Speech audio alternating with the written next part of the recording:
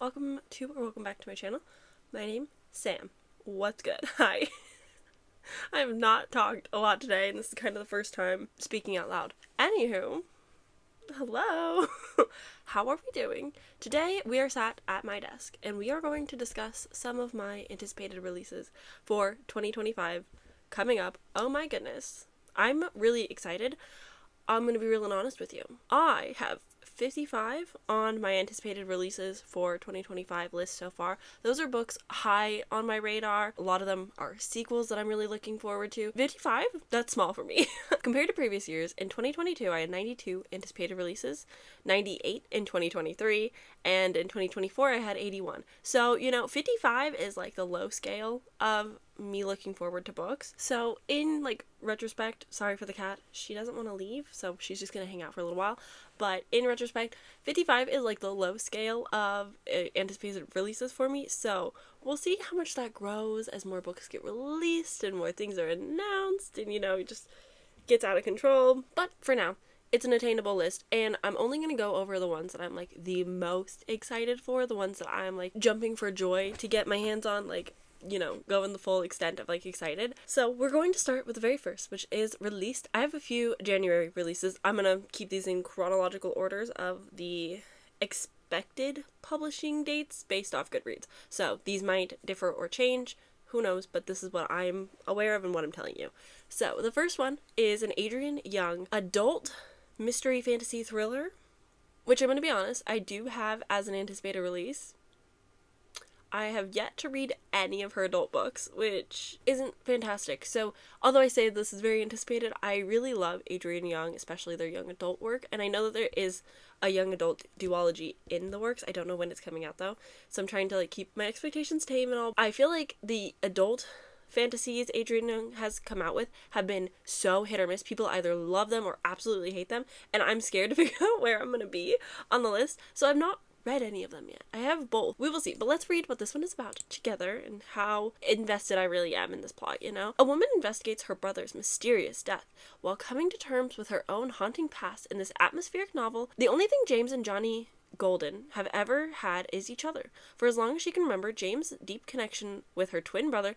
What is up with twins? We can get into the discussion of my reading tracker and how I've been taking notes this year later in another video, another date, but holy cow, I started tracking how many twins have popped up in the books that I'm reading because it's so common.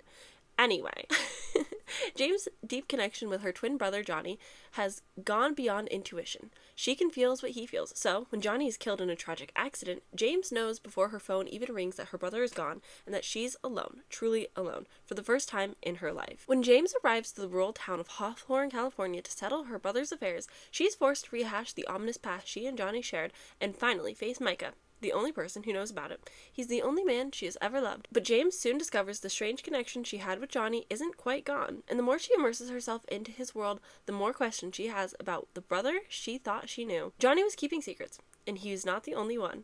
What she uncovers will push her to unravel what happened in the days before Johnny's death, but in the end, she'll have to decide which truth should come to light and which should stay buried forever.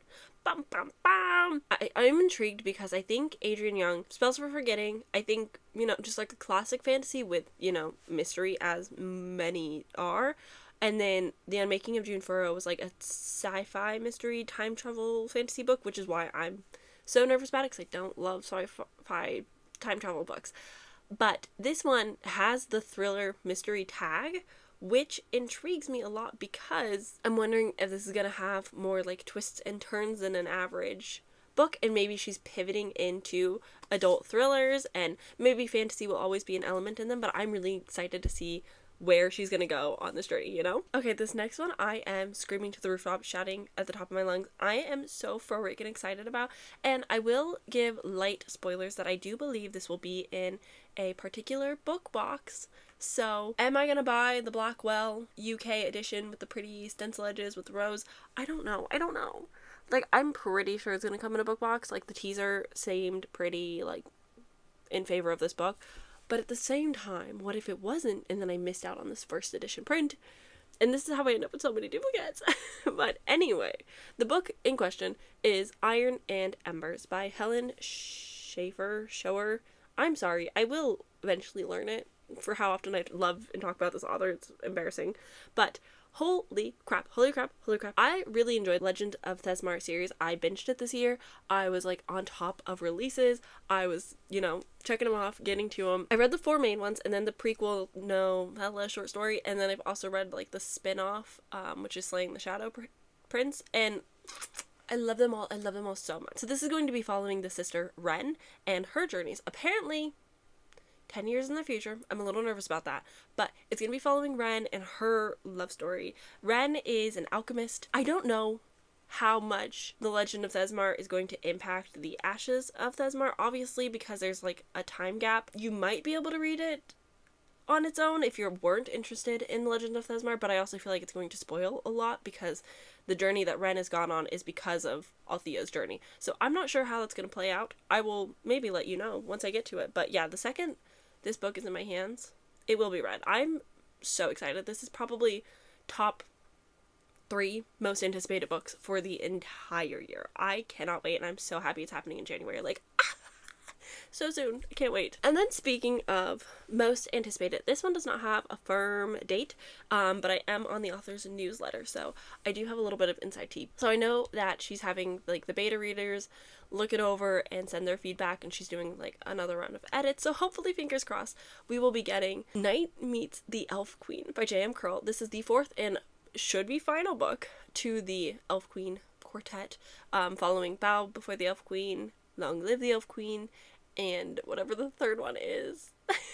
I've really enjoyed the series. I think that the first 2 are generic enough books that any romantasy reader could like them and enjoy them, but I do worry about the way that the 3rd book will get received from like the masses. I think if you enjoy all of the Vampire Diaries and just how campy things get and just like the direction that the story goes, I think you can really enjoy the series as is. And you'll like book 3, and it's a fine time. It's one of my favorite romantasy series. I actually really enjoyed the audiobook experience with the narrators. It was my first experience with like the dual narration where they chime in on the speaking parts in the other person's chapter. That doesn't make a whole lot of sense, but I hope you follow. But I am so freaking excited. We're either gonna get this late January, hopefully, or maybe like in February at some point, but either way, I'm looking forward to this. I'm so excited for this. I cannot wait to see what happens. I'm probably going to do a reread of all 3 books that came prior because I'm so excited. There's going to be a lot of rereading in my future because I know it's not on my list, but I do know that the 3rd book in 4th Wing is coming out, Onyx, and I do have it pre-ordered. I haven't read Iron Flame, so maybe in January it'll just be my rereading and catching up in series month of romantasy. We'll see how that goes, but yes, Night Meets the Elf Queen, I'm beyond excited for. I cannot wait. Okay, most excitingly, I would say these are maybe my top 3. Is that bold? I don't know. So I have an arc for this one actually, and it's His Mortal Demise. This is the sequel to The Last Blood Carver by Vanessa Leigh. Holy crap, holy crap, holy crap, holy crap. The way that The Last Blood Carver ends made me request this arc the second I saw it, so I will be reading it as soon as I possibly can. This comes out March 18th, 2025. Oh boy howdy. I don't really want to talk about this a whole lot or really say what it's going to be about because it major spoilers just completely right off the bat.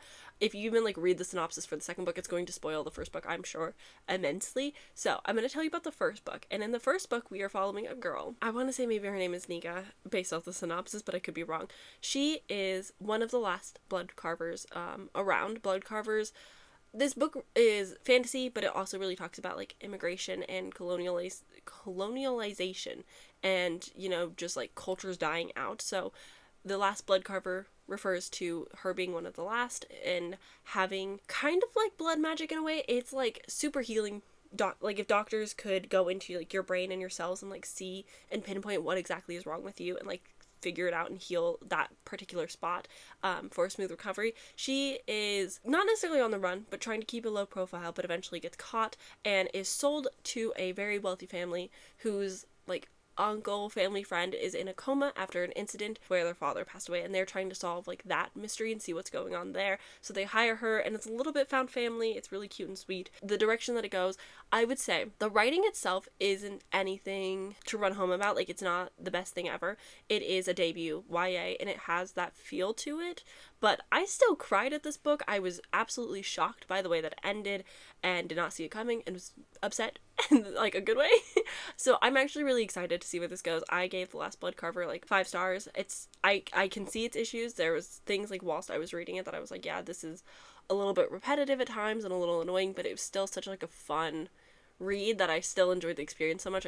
I looked past all of the problems. So I do recommend it. Okay, this next one is coming out March 25th, and I haven't read the synopsis fully. I think I have this on my list because either Kayla talked about it, and I think it's going to be in the 4B's book club at some point. So it's, you know, just, it's highly on my radar. But it's Blood on Her Tongue by Joanna Van Veer, author of My Darling Dreadful Thing, who well, good book, great book. Can't wait to talk about it more with my end of year content. So I'm very excited to see their next book after their debut, what this has in store. Let us read what it is about. I'm in your blood, and you are in mine. The Netherlands, 1887.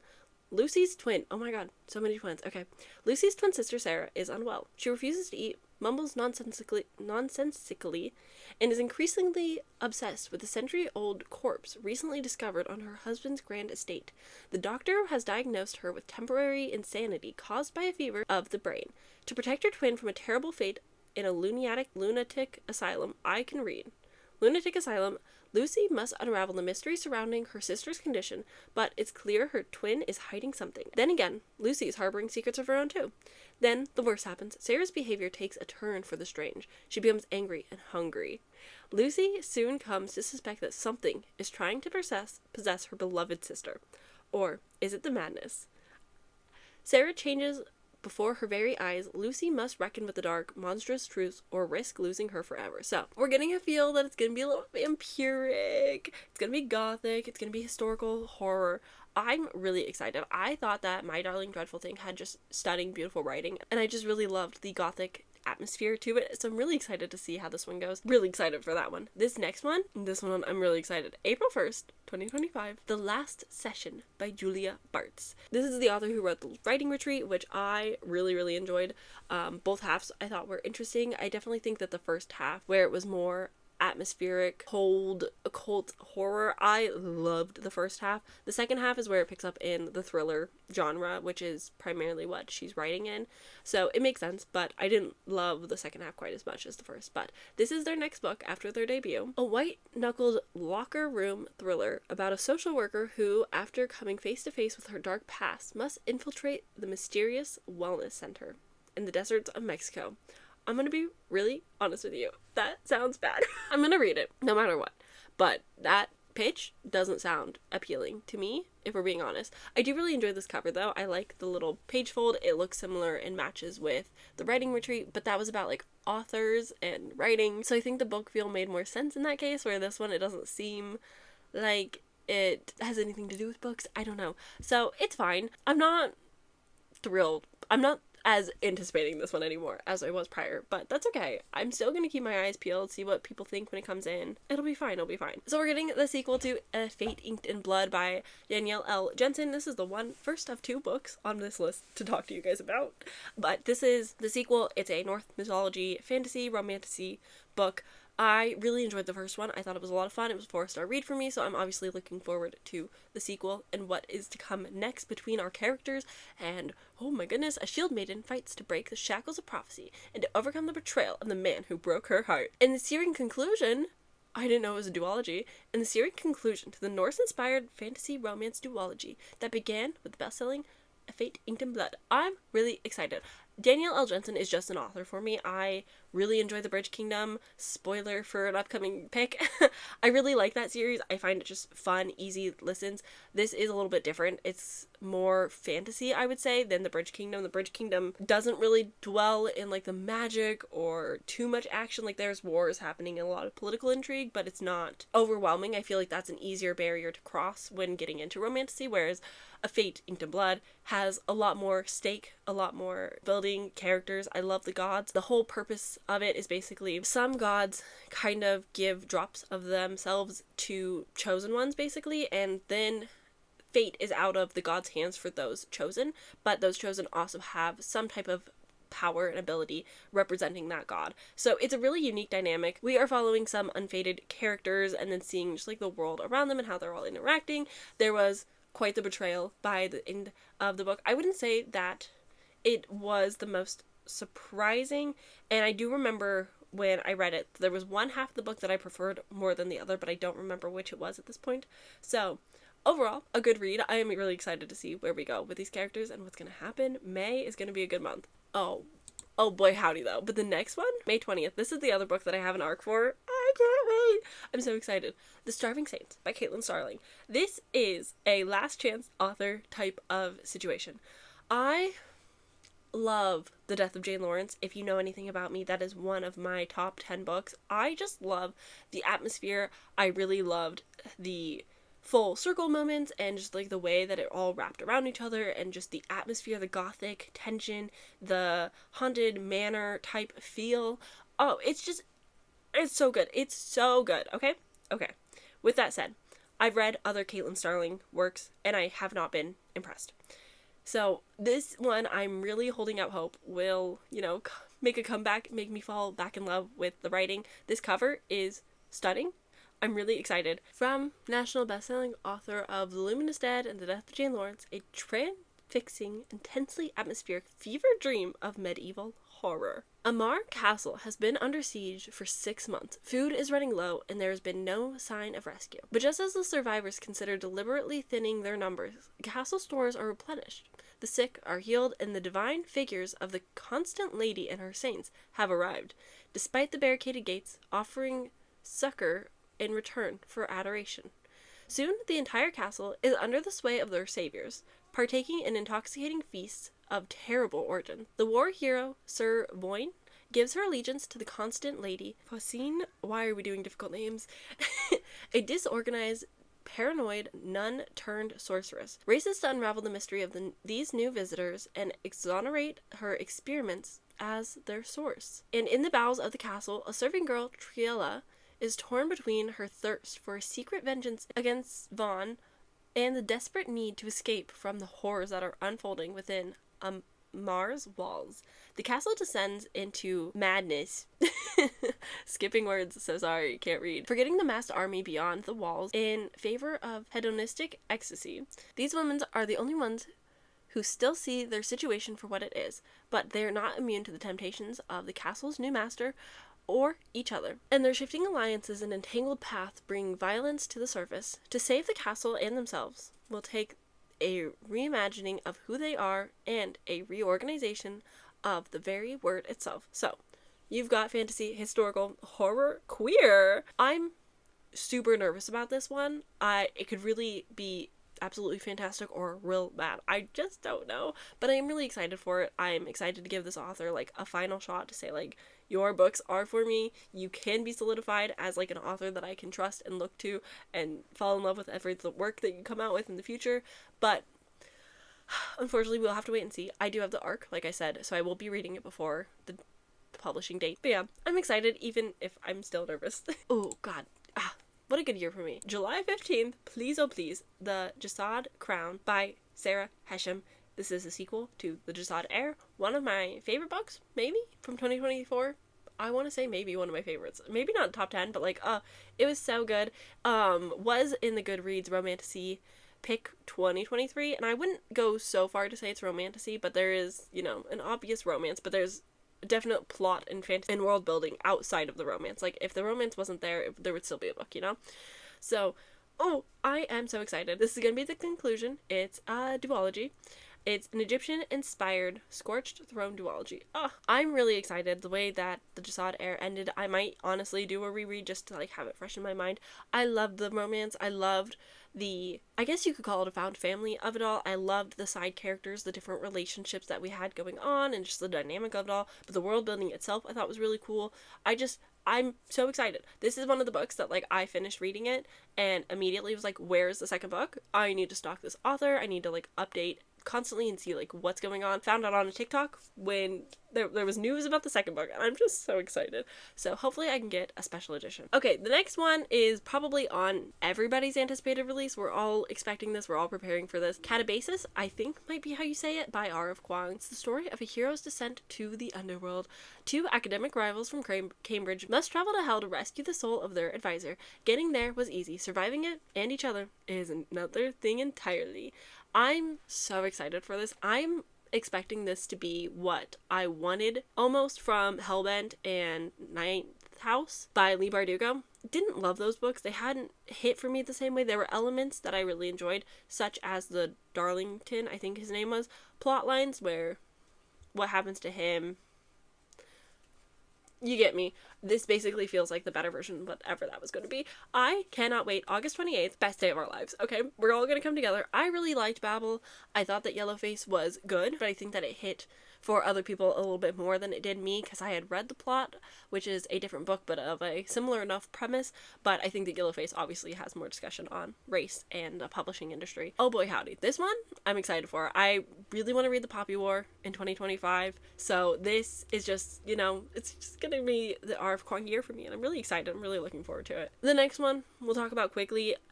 It says on Goodreads expected publication date September 9th, but it's sometime in the fall of 2025. A Land So Wide by Erin A. Craig. This is an adult debut novel. A Land So Wide is a loose retelling of the Scottish ballad Tamlin, set in the beautiful and brutal 1700s Canadian wilderness in a cursed logging town, and features a woman touched with uncannies who must outsmart men and monsters. I will read anything Erin A. Craig comes out with. Simply one of my favorite authors of all time. Haven't given a low rating. I think it's physically impossible for me to do. I would truly read Erin's like grocery list. Like that's the type of author, like top tier author for me. I know she's not for everyone, but like I'm so excited. I'm so excited. That's all I need. I think 2026 we are getting the third book in the Sister Salts series. I don't know how many there's going to be.